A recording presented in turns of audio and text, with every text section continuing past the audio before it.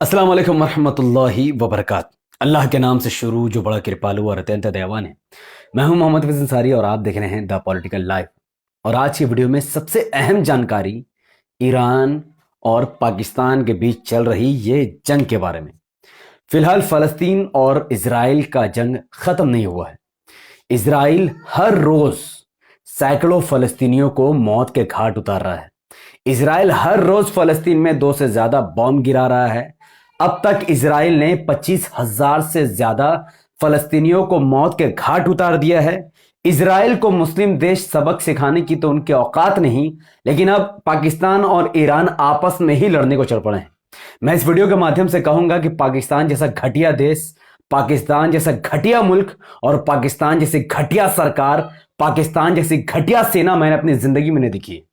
अगर कोई पाकिस्तानी इस वीडियो को देख रहा हो और उसको बुरा लग रहा हो तो मैं उससे पूछता हूं कि आप खुद से पूछो कि जब इजराइल फलस्तीन पर जंग करता है, इजराइल फलस्तीन के मासूम मुसलमानों को मारता है, तो ये पाकिस्तान का मिसाइल तब कहां जाता है? आज पाकिस्तान ने ईरान पर मिसाइल मार दिया। क्यों? क्योंकि ईरान ने पाकिस्तान पर मिसाइल मारा है। तो ईरान पर पाकिस्तान को मिसाइल मारने की हिम्मत है, लेकिन पाकिस्तान के अंदर इजराइल को मिसाइल मारने की हिम्मत नहीं है। वाह भैया वाह। सेम ईरान के लिए भी, ईरान से भी घटिया देश, घटिया सरकार मैंने अपनी जिंदगी में नहीं देखी है।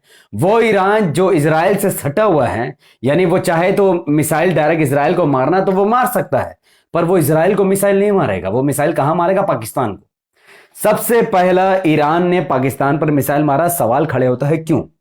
इस वीडियो को जितने लोग देख रहे हैं, प्लीज बराए मेहरबानी कम से कम 5-10 बड़े ग्रुप में अभी कभी शेयर कीजिए, क्योंकि बहुत इंपॉर्टेंट बात करने वाला हूं जो कि हम मुसलमानों को समझना बहुत जरूरी है। ईरान ने पाकिस्तान के बलूचिस्तान में एक मिसाइल मार दी। ईरान ने कहा कि हमने मिलिटेंट एक ग्रुप है, हमने उस पर मिसाइल मारा है। फिर जवाबी कार्रवाई करते हुए पाकिस्तान ने ईरान पर हमला कर दिया। पाकिस्तान ने तर्क दिए कि हमारे लिए हमला करना जरूरी था, क्योंकि चूंकि ईरान एक शिया बहुल कंट्री है और पाकिस्तान सुन्नी बहुल कंट्री है। अबे सिया सुन्नी को इतना ही अगर झगड़ा और झमेला है तो तुम्हारी ताकत और जुनून तब कहां चल जाता है जब इजराइल फलस्तीन में मारता है। फलस्तीन में अधिकतर आबादी सुन्नी कम्युनिटी की है, शिया की नहीं है। इराक में या फिर यमन में या आप कह लो ईरान में, ये सब शिया मेजोरिटी इस वक्त फिलहाल कंट्री बन रहे हैं, बनने वाले हैं। लेकिन फलस्तीन तो सुन्नी बहुल देश है, तो उस हिसाब से तो ईरान का बोलना बनता ही नहीं है। फिर तो इस्लाम में सब कुछ आप फिरके फिरके में बढ़ जाओ।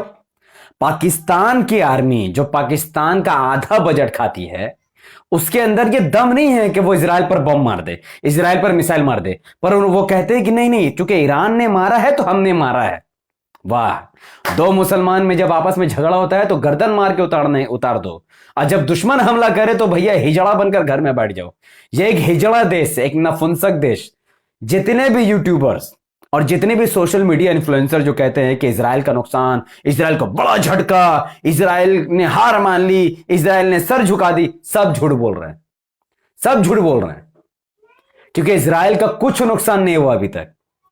इन गधों को यह भी नहीं पता कि असल में इजराइल फलस्तीन पर हमले कर क्यों रहा है। आपको लगता है कि इजराइल को जमीन चाहिए? इजराइल की आबादी कितना? 1 करोड़ भी नहीं है, 70-80 लाख की आबादी वाला देश है, और आधा इजराइल तो सिमट कर बसा हुआ, बाकी पूरा एरिया तो खाली है। इजराइल को जमीन की जरूरत ही नहीं है। इजराइल को अपने लोगों को बसाना होगा तो उसके पास काफी जगह है, लेकिन इजराइल को असल में चाहिए गाजा के जमीन के अंदर छुपा हुआ $5,232 बिलियन का गैस। इजराइल को जमीन के अंदर का तेल चाहिए, इजराइल को गाजा के जमीन के नीचे का गैस चाहिए, इजराइल को गाजा के जमीन के अंदर छुपा हुआ खजाना चाहिए। तो जब तक गाजा से मुसलमान खाली नहीं हो जाते तो वो खजाना लूटेगा कैसे, खजाना चुराएगा कैसे? आपको क्या लगता है अमेरिका इजराइल का साथ क्यों दे रहा है? और आपको यह क्या लगता है कि अमेरिका और ब्रिटेन और वेस्टर्न कंट्री इजराइल का साथ क्यों दे रहे हैं? उन सबको इस खजाने में हिस्सा चाहिए। जो बाइडेन का जो एक भाई है ना, वो तेल कंपनी को ओन करता है। तो जिस दिन गाजा खाली हो जाएगा, इजराइल उसमें से तेल निकालेगा, गैस निकालेगा, उसका ठेकेदारी किसको मिलेगा? जो बाइडेन के भाई को मिलेगा। तो जो बाइडेन इसीलिए अमेरिका को खतरे में डालकर इजराइल का साथ दे रहा है। आपको समझना पड़ेगा कि हम क्या कर सकते हैं। ईरान और पाकिस्तान ऐसा कंट्री, ऐसा देश है जो इजराइल का कुछ नहीं उखाड़ सकते। एक बेगैरत देश है जो मुसलमान से मुसलमान को लड़ा सकते हैं, शिया सुन्नी में जंग लड़ सकते हैं, पर इजराइल का वो कुछ नहीं उखाड़ सकते हैं। लेकिन भारत के 25 करोड़ मुसलमान क्या कर सकते हैं? हम क्या कर सकते हैं? हम लोग ये कर सकते हैं कि हम 25 करोड़ मुसलमान अगर एक साथ मिलकर एमआईएम को अगर वोट करेंगे, ओवैसी साहब को अपने नेता मान लेंगे, और लोकसभा इलेक्शन में अगर एमआईएम को एक तरफा वोट पड़ा मुसलमान का, 50-60 एमपी आराम से जीत जाएंगे। वेस्ट बंगाल में 10 एमपी सीट जीत जाएंगे, उत्तर प्रदेश में 20 एमपी सीट जीत जाएंगे, बिहार में 5 एमपी सीट जीत जाएंगे, महाराष्ट्र में 3 एमपी सीट जीत जाएंगे, कर्नाटका में 1 एमपी सीट जीत जाएंगे, आसाम में 3 एमपी सीट जीत जाएंगे। ये सब मिला जुलाकर करीबन 50-60 लोकसभा की सीट एमआईएम जीत सकती है। तो जब 50-60 सीट एमआईएम जीत जाएगी और सरकार बनाने के लिए मान लो कि 200 सीट कांग्रेस जीतती है, 200 सीट बीजेपी जीतती है और कुछ सीट अन्य दल जीतते हैं, तो कांग्रेस हो या बीजेपी हो या अन्य दलों को सरकार बनाने के लिए एमआईएम का समर्थन लेना पड़ेगा। जब तक एमआईएम समर्थन नहीं देगी, किसी की भी सरकार नहीं बनेगी। तो अगर मुसलमान एमआईएम को एक तरफा सपोर्ट करते हैं, एक तरफा वोट करते हैं, 50-60 एमआईएम के लोकसभा सांसद चुन के आते हैं, तो हमारे समर्थन से सरकार बनेगी, चाहे से कांग्रेस की बने या चाहे किसी और की बने, पर हमारे एमआईएम के समर्थन के बिना सरकार नहीं बन सकती। और जब एमआईएम के समर्थन से सरकार बनेगी, तब आर्मी को हमारी बात सुननी होगी, नेवी को हमारी बात सुननी होगी, एयरफोर्स को हमारी बात सुननी होगी। डिफेंस मिनिस्टर एमआईएम का होगा, मुसलमान होगा, हो सकता है डिप्यूटी प्राइम मिनिस्टर मुसलमान बन जाए, हो सकता है प्रेसिडेंट देश का मुसलमान बन जाए। तो जब हमारी हिस्सेदारी सरकार में होगी ना, तो हम इजराइल को सीधा फोन करके बोलेंगे भैया जंग रोक, वरना तीसरा जंग भारत से चालू हो जाएगा। समझ रहे हो मैं क्या कह रहा हूं? आपको समझ में आ रहा है? इस चैनल में 5 लाख फॉलोवर है, अभी सिर्फ 100 आदमी, 98 आदमी देख रहे हैं। कितना शर्म की बात है। ये बात आपको कोई नहीं बताएगा। हर कोई चाहेगा कि वो आपको गुलाम बना ले, हर कोई चाहेगा कि उसका बस फालतू का व्यू बढ़ते रहे, काम की तो कोई बात हो ना। ये काम की बात है। जो मैं तरीका आपको बता रहा हूं, इस तरीके से हम लोग फलस्तीन के मुसलमानों की मदद कर सकते हैं। इसके अलावा कोई तरीका नहीं है। आप सोचोगे जिहाद के नाम पर बोरिया बिस्तरा बांध के आप निकल जाओगे, आप इनलीगली तरीके से फलस्तीन के मुसलमानों की मदद नहीं कर सकते।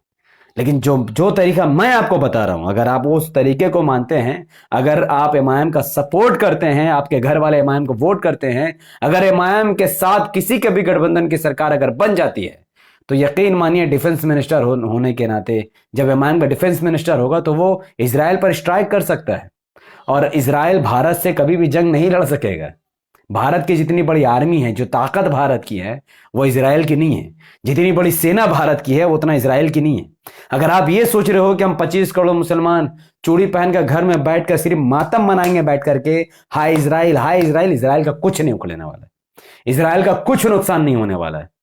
अगर आपको कुछ करना है तो अपने गर्म बिस्तरों को छोड़ना पड़ेगा, आपको बाहर निकलना पड़ेगा, घर से बाहर आकर लोगों से एमआईएम के बारे में बात करनी होगी। क्योंकि बात सिर्फ भारत के 25 करोड़ मुसलमानों को बचाने की नहीं है। विश्व में इस्लाम और मुसलमानों की रक्षा करने की जिम्मेदारी भारत के 25 करोड़ मुसलमानों को लेनी होगी। लेकिन वो मुसलमान लेने को तैयार नहीं है। वेस्ट बंगाल के जो मुसलमान हैं वो दीदी के आगे पागल हुए। बिहार के जो मुसलमान हैं वो तेजस्वी यादव को अपना बाप बनाकर बैठे हुए हैं। उत्तर प्रदेश के जो मुसलमान हैं 3-4 करोड़, वो अखिलेश यादव को अपना मसीहा मानकर बैठे हुए हैं। और महाराष्ट्र के जो मुसलमान हैं वो कांग्रेस को मसीहा बना के बैठे हुए हैं। तो इस तरीके से बड़े बड़े राज्यों में जो मुसलमान हैं वो किसी न किसी नेता को अपना बाप बनाकर बैठे हुए, और वो नेता मुसलमानों को थूकता नहीं है, पूछता नहीं है, कभी उसका सवाल ही नहीं करता। लेकिन जो नेता हर मुद्दे पर अपनी आवाज उठाता हो, उस पर तो आपको समझनी चाहिए। इम्तियाज जलील साहब, एमआईएम सांसद, पार्लियामेंट में खड़े होकर कहते हैं कि भाई साहब मोदी जी को चाहिए कि इजराइल की सेना को फोन करे, इजराइल के प्रधानमंत्री से बात करे कि भाई आप ये जंग को रोक दो। ये डिप्लोमेसी है, इसको करना पड़ेगा भाई। आखिरकार मोदी जी ने इजराइल को जंग रोकने की बात की, कितना बड़ा काम हुआ। जब लोगों द्वारा चुना हुआ सांसद पार्लियामेंट में कोई बात करता है तो उसका बहुत बड़ा असर होता है, बहुत बड़ा इंपैक्ट पड़ता है। अगर मैं स्टेज से कितना भी बात कर लूं और एक बंदा पार्लियामेंट से बात करे, तो बात उसकी मानी जाएगी जो पार्लियामेंट के अंदर बोल रहा है, ना कि उसकी जो स्टेज में बोल रहा है। स्टेज में जो बात होती है वो पब्लिक के लिए होती है। इस वक्त जब आप लाइव सुन रहे हैं तो ये पब्लिक के लिए, आपके लिए, सपोर्टर के लिए, समर्थक के लिए। लेकिन जब पार्लियामेंट से बात होगी तो वो सरकार की अथॉरिटी वाली बात होगी। तो ये हमें समझना है कि कैसे मुसलमानों को अपना नेतृत्व मजबूत करने की जरूरत है। अगर आपको लगता है कि सऊदी अरब इजराइल के खिलाफ मोर्चा खोलेगा, नहीं खोल सकता है। मैं आपको अभी रीजन बताता हूं, मुझे 5 मिनट दीजिए, मैं आपको रीजन बताता हूं क्यों सऊदी अरब इजराइल से जंग नहीं करती है, क्यों दुबई इजराइल से जंग नहीं करती है, क्यों कतर इजराइल से जंग नहीं करती है, क्यों कुवैत इजराइल से जंग नहीं करती है, क्यों ईरान इजराइल से जंग नहीं कर रहा, क्यों पाकिस्तान इजराइल से जंग नहीं कर रहा, क्यों इराक इजराइल से जंग नहीं कर रहा। इसका रीजन आप जानते हैं क्या? क्यों 57 मुस्लिम देश जिनकी आबादी इजराइल से कई गुना बड़ी है, जिनके पास आर्मी इजराइल से कई गुना ज्यादा है, जो इजराइल उन 57 मुस्लिम देशों के आगे चूटी के बराबर, लेकिन फिर भी वो इजराइल को मसल नहीं पा रही। क्यों? इसका पीछे का रीजन है न्यूक्लियर वेपन, आधुनिक हथियार। जो आधुनिक हथियार और न्यूक्लियर वेपन इजराइल के पास है, वो दुनिया की किसी भी मुस्लिम कंट्री के पास नहीं है। ना सऊदी ने कभी अपना न्यूक्लियर मिसाइल बनाया, ना दुबई ने, ना इराक ने, ना ईरान ने, ना ही 57 मुस्लिम देश ने। आज जो इजराइल का नक्शा अगर आपने देखा होगा, या आप गूगल करके बाद में देख लेना, इजराइल बीच में है, चारों तरफ से मुस्लिम देश है। एक तरफ इजिप्ट है, उसके पास न्यूक्लियर वेपन नहीं है।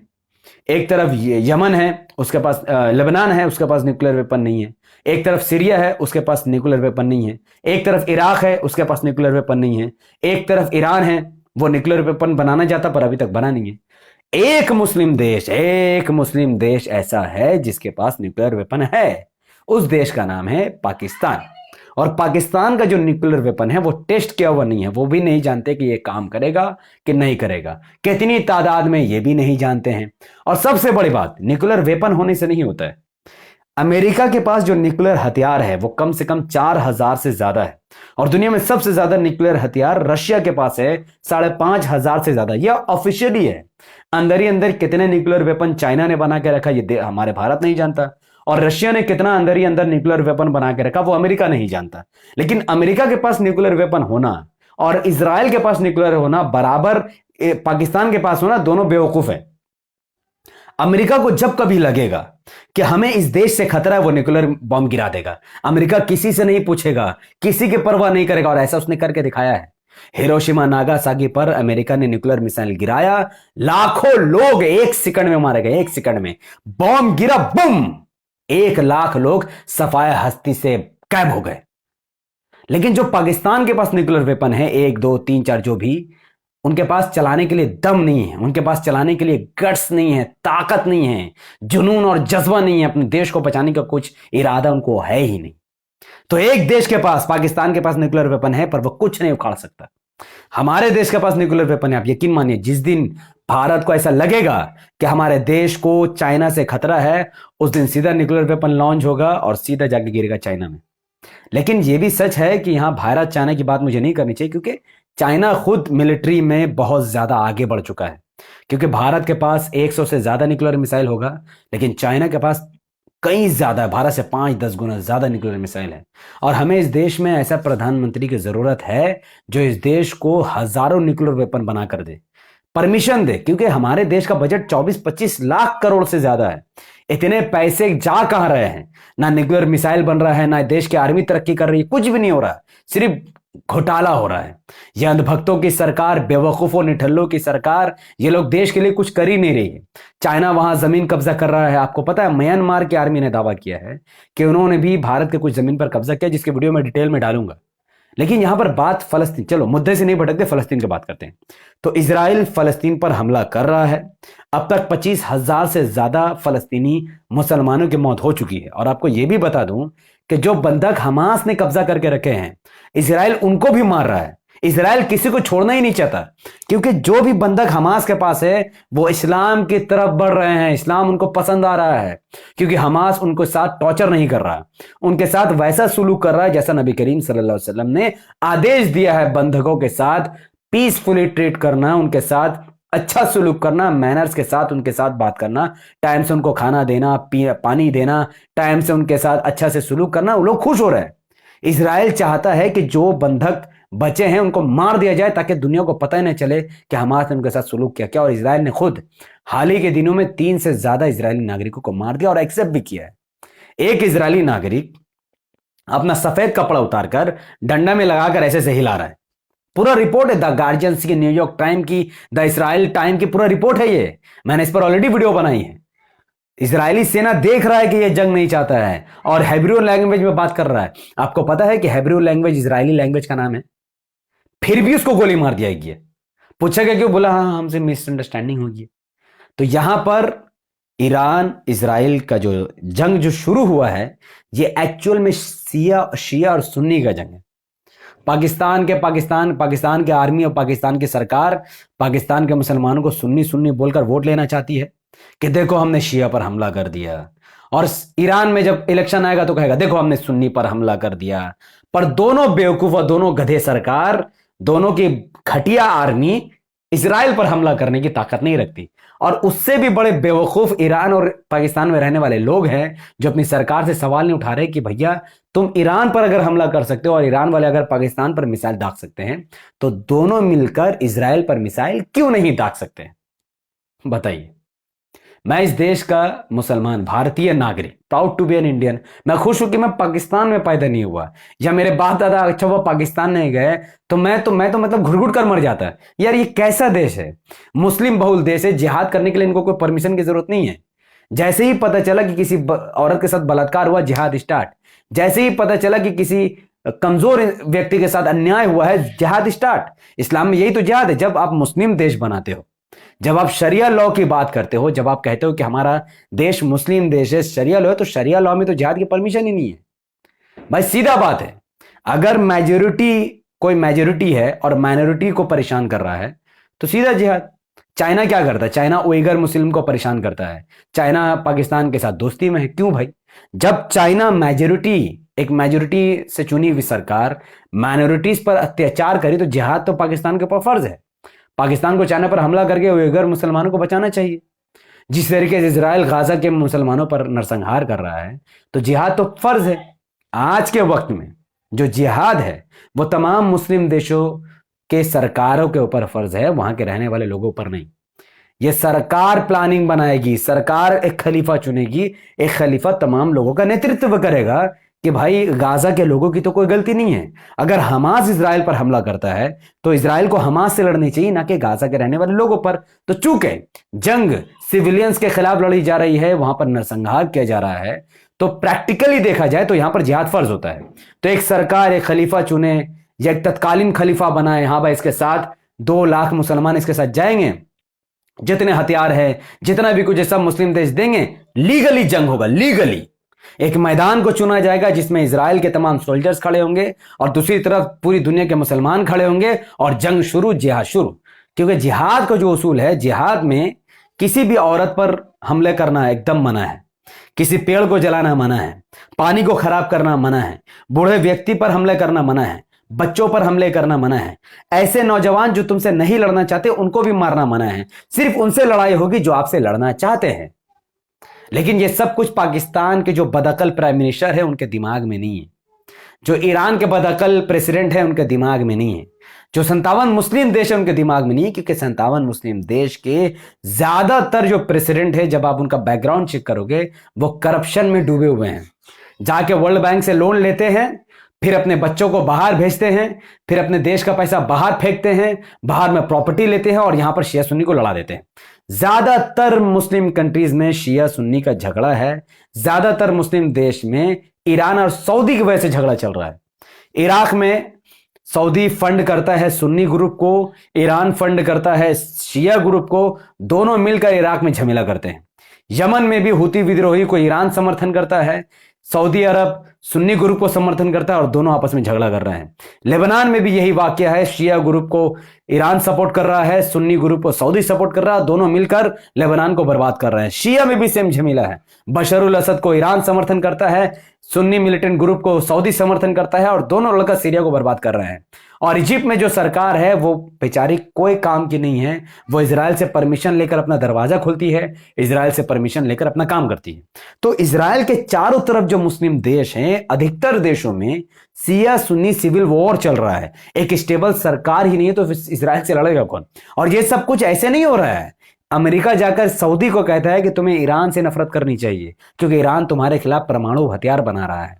फिर वही अमेरिका के लोग ईरान के पास जाते हैं और कहते हैं कि सऊदी अरब चाहता है कि तुमको नक्शे से मिटा दिया जाए, इसीलिए तुम बाखबर रहो। तो यहां सऊदी को अमेरिका भड़का रहा है, वहां ईरान को भी अमेरिका भड़का रहा है, और दोनों एक दूसरे से लड़ने के लिए हेलीकॉप्टर, प्लेन, जहाज, मिसाइल, नेवी, एयरफोर्स, डिफेंस, सब कुछ सऊदी भी अमेरिका से खरीदता है, ईरान भी अमेरिका से खरीदता है। अरे बेवकूफो, तुम्हारी आपस की लड़ाई में फायदा किसको हो रहा है? अमेरिका का। जैसा कि हम भारत के जो मिलिट्री जो जो भी वेपन खरीदते हैं वो अमेरिका से खरीदते हैं। इंडिया का पाकिस्तान से लड़ने का तो कोई फायदा ही नहीं। दोनों एक बेचारा, एक तो भिखारी देश है, इंडिया थोड़ा सा गरीब देश है।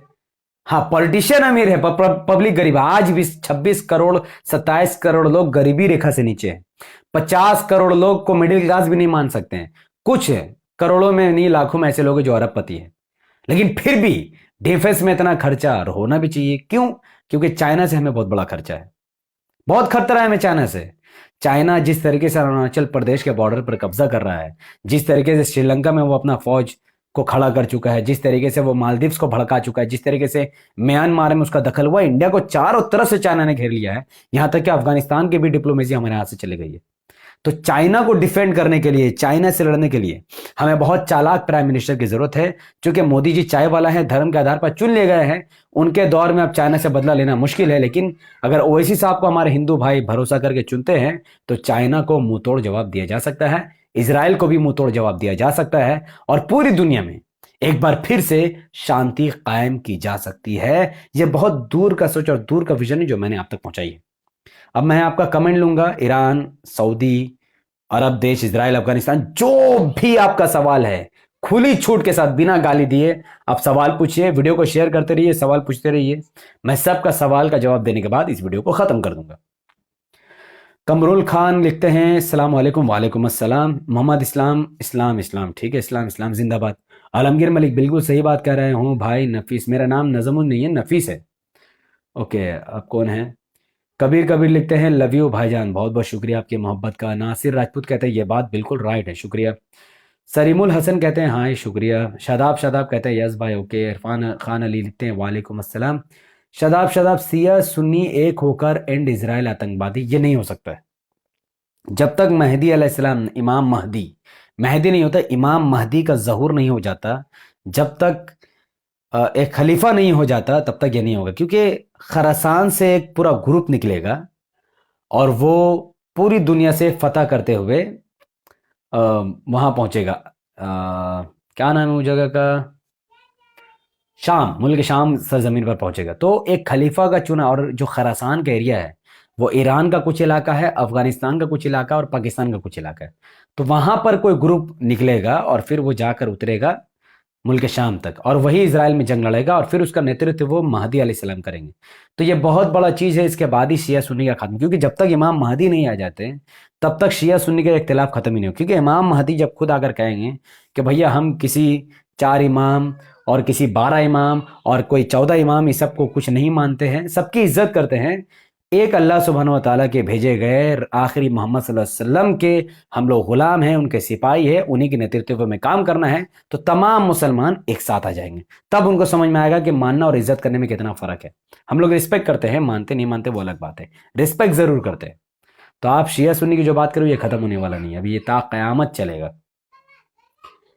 शफीक भाई वालेकुम अस्सलाम। शादाब अंसारी शुक्रिया। मोहम्मद अबूजर वालेकुम अस्सलाम। बस अब अपना सवाल जो भी है आप लोग प्लीज़ अपना करते रहिए। एमआईएम को लेकर भी अगर सवाल करना है तो मैं संकोच नहीं करूंगा जवाब देने में। इरफान खान कहते हैं कि भाई मैं रियाद में हूँ, आपसे मिलना चाहता हूँ। इरफान खान अली साहब, मैं रियाद में नहीं हूँ। अफसोस की बात है कि मैंने 2 साल पहले वहाँ से चला आया हूँ। इस वक्त मैं इंडिया वेस्ट बंगाल में हूँ। अल्लाह चाहेगा तो ज़रूर इंशाल्लाह जब हज करने जाएंगे तो मुलाकात हो जाएगी। इसका सैनूर शुक्रिया, बहुत बहुत शुक्रिया। अच्छा, और कौन है? अल्लाह फ़लस्तीन के हिफाजत करे। बिल्कुल तौसीफ़ रज़ा, यू आर एब्सोल्युटली राइट, शुक्रिया। तौसीफ़ रज़ा आइए, हैदराबाद आके गए थे बस, कुछ ही दिन हुआ है। ताहिर खान ऐड, अगर किसी को सवाल पूछना है और वो आना चाहता है वीडियो कॉल में, most welcome, most welcome. Vinod Singh गाली दे रहे, देखिए हमारे इस्लाम में नबी करीम सल्लल्लाहु अलैहि वसल्लम ने गाली देने से मना किया है। नबी करीम सल्लल्लाहु अलैहि वसल्लम ने सिखाया कि वो मुसलमान मुसलमान नहीं जो अपने पड़ोसी को तकलीफ दे, चाहे ज़बान से हो, चाहे हाथ से हो, या फिर माली तरीके से हो। तो आप जो गाली दे रहे हैं विनोद सिंह ब्रो, मैं आपको गाली नहीं दे सकता। आप अपने धर्म का पालन करते हुए गाली दे सकते हैं, पर मैं अपने धर्म को पालन करते हुए गाली नहीं दे सकता हूँ। जावेद खान, पता नहीं आपने क्या लिखा है, आई डोंट नो। देखिए भाई, प्लीज़ गाली का बदले में गाली, बिल्कुल भी जवाब गाली का बदला गाली नहीं होता है। भाई थोड़ा सपोर्ट चाहिए आपका। शोएब जैदी, क्या सपोर्ट चाहिए बोलिए, मैं आपसे जो भी हेल्प करना है मैं कर दूंगा। मेरा चैनल वैसे भी काफ़ी ज़्यादा डाउन चल रहा है, बहुत ज़्यादा। अनभक्तों ने इतना ज़्यादा रिपोर्ट मारा कि चैनल पूरा ठप हो चुका है। मुश्किलों से गुजर रहा हूँ, लेकिन अल्लाह बेहतर संभालने वाला है। विकी सिंह, पहले हंस लूं, हंसी आता है तेरे बात, पीक बात बता। इसराइल पाकिस्तान में अगर कुछ भी रहा है, वहां पे ओवैसी का क्या औकात है? जहां का तेरा ओवैसी है उसके ही घर में उससे ज्यादा तो बीजेपी। हाँ, याद दिला दूं, बीजेपी का सीट आया, याद दिलाऊं तो दूसरों को व्यू के लिए, पैसों के लिए वीडियो का बात कर रहा है। ये बात तू करता है कि इंडिया में हिंदू मुस्लिम बस करता है, और ये भी बोलता है कि मैम सपोर्ट करो। मेरे को लगता है कि तू अपने चैनल को सपोर्ट के बारे में बोलता है। नहीं, बिल्कुल नहीं। क्या नाम है आपका? विक्की सिंह। विक्की सिंह भाई, आपको गलतफहमी है। देखिए, इस वक्त इंडिया में मोदी जी की सरकार है, आप लोगों ने चुना है। धर्म के नाम पर ना आप लोगों को जॉब चाहिए, ना आप लोगों को घर चाहिए, ना ही आप लोगों को अच्छी सड़क चाहिए, ना ही आप लोगों को अच्छा हॉस्पिटल चाहिए, ना ही आप लोगों को अच्छा इंस्टीट्यूट चाहिए, ना ही आप लोगों को इंजीनियर डॉक्टर बनना है, और ना ही आप लोगों को अच्छा स्कूल चाहिए। आप लोगों को ये सब चीज़ से कोई मतलब नहीं। आप लोगों को हिंदू राष्ट्र चाहिए, राम मंदिर चाहिए। आपने मोदी जी को वोट देकर देश को ऑलरेडी बर्बाद कर दिया है। तो इस देश को बचाने के लिए ओवैसी साहब जैसे नेतृत्व वाले पीएम की जरूरत है, ताकि वो इस देश को चाइना से, पाकिस्तान से और अन्य दुश्मन देशों से बचा सके। दूसरी बात, जो फलस्तीन और इसराइल के जंग की बात है, अगर मोदी जी समझदार होते, पढ़े लिखे होते, तो वो पहले ही इसराइल पीएम को सीधा फोन करते, बोलते कि जंग करना अच्छा चीज नहीं है। जो गाजा के जमीन के अंदर सोना, हीरा, मोती, गैस, तेल जो छुपा हुआ है, वो गाजा के लोगों का हक है, उसमें आपका कोई हक नहीं है। अगर आप जंग नहीं रोकोगे तो हम आपसे तमाम ताल्लुकात को खत्म कर देंगे। मोदी जी अगर ऐसा कहते तो इजराइल जंग रोक देता। लेकिन विक्की सिंह जी, मोदी जी ने ऐसा नहीं किया, क्योंकि उनके अंदर दिमाग की थोड़ा कमी है। उनको ये पता है कि कैसे पीएम बनना, लेकिन उनको ये नहीं पता कि देश के लोगों के हित के लिए क्या बेहतर है, क्या नहीं है, दुनिया के लिए क्या अच्छा है, क्या बुरा है। आपको भी अच्छे बुरे की तमीज नहीं है। अच्छा बुरा उसी को पता चलेगा जो ईमान वाला होगा, जो सच को सच और गलत को गलत कहने की ताकत रखता होगा। अगर कोई ब्राह्मण किसी दलित का बलात्कार कर देता है, तो हम लोग दलित के साथ खड़े हो जाएंगे। क्यों? क्योंकि एक तो ब्राह्मण कहता है कि छूत छात नहीं हो, छूत छात है। जो ब्राह्मण पैदा वो ब्राह्मण रहेगा, जो दलित पैदा वो दलित रहेगा, या शूद्र पैदा वो शूद्र रहेगा। तो जब तुमको छूना पसंद नहीं, तो बलात्कार कैसे कर दिए बे तुम? तो यहां पर गलत और सही की जब बात आएगी, तो हम लोग सच्चाई के साथ खड़े हो जाएंगे। अगर कोई ऐसा, मान लो कि कोई सिख हो, ब्राह्मण पर हमला कर देता है, तो हम लोग ब्राह्मण के साथ खड़े हो जाएंगे। किसी के साथ भी गलत हो, देश का मुसलमान उसके साथ खड़ा हो जाएगा। सिंपल सी बात है। तो उसी तरीके से ओवैसी साहब जब नेतृत्व वो संभालेंगे, तो जो इसराइल फलस्तीन की जंग है वो 2 दिन में रुक जाएगा। लेकिन चूंकि अफसोस है हम लोगों की कि मोदी जी, अल्लाह ताला ने उन पर मुसल्लत कर दिया। भारत का मुसलमान इसी लायक है, तो मुसल्लत हो गए हैं। जिस दिन भारत का मुसलमान आँख खोलेगा, सब कुछ ठीक हो जाएगा। तो मेरे ख्याल में एक जावेद खान ने जो पाकिस्तान को गाली, देखिए भाई, गाली आप माँ बहन के गाली मत दो। आपकी माँ, मेरी माँ, कोई फर्क नहीं है दोनों में। दोनों माँ हैं, दोनों का सेम सम्मान होना चाहिए। मैं आपकी माँ को अपनी माँ समझता हूँ। जो जो सम्मान मैं अपनी माँ की करता हूँ, वो मैं आपकी माँ की करता हूँ। इसलिए आप किसी की भी माँ को गाली मत दो, चाहे वो पाकिस्तान की माँ हो, भारत की माँ हो, इसराइल में रहने वाली कोई माँ हो, गाजा में रहने। माँ का इससे क्या लेना देना? माँ बहन की गाली आप लोगों के मुंह में आती कैसे है?